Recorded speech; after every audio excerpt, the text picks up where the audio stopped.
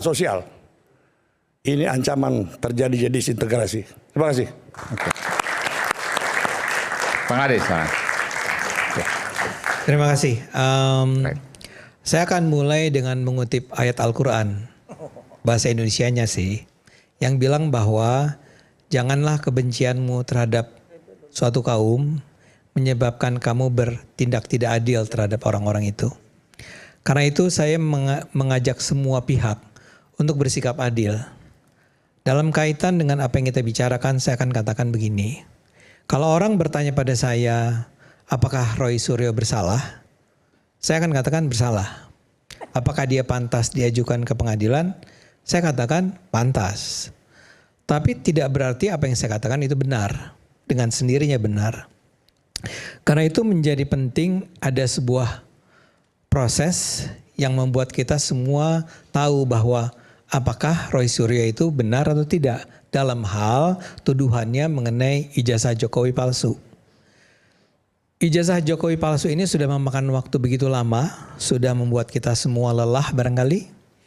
Dan karena itu harus diputuskan, enough is enough. Udah selesai nih.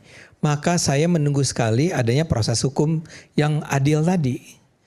Apakah itu akan melibatkan proses pengadilan? Apakah Pak Roy Suryo ini akan dijadikan tersangka juga atau dinyatakan bersalah? Biarkan pengadilan yang memutuskan. Kita menunggu bersama-sama dan kita menunggu agar ini bisa segera dilakukan, dijalankan. Ya, semoga ini bisa menyelesaikan semua pertanyaan kita tentang apakah ijazah tersebut asli atau palsu, apakah skripsi tersebut asli atau palsu, apakah Jokowi itu menggunakan ijazah selama 3 kali masa pemilihan di wali kota, di gubernur, dan di presiden dengan menggunakan ijazah palsu atau tidak. Dan apakah Roy Suryo, Tifa, Rismon, dan kawan-kawan semua sebenarnya hanya menyebarkan kabar bohong atau sebenarnya memang benar. Saya membuka kemungkinan loh, Bung Roy, bahwa bisa jadi ujung-ujungnya saya yang salah. Yang benar adalah Anda.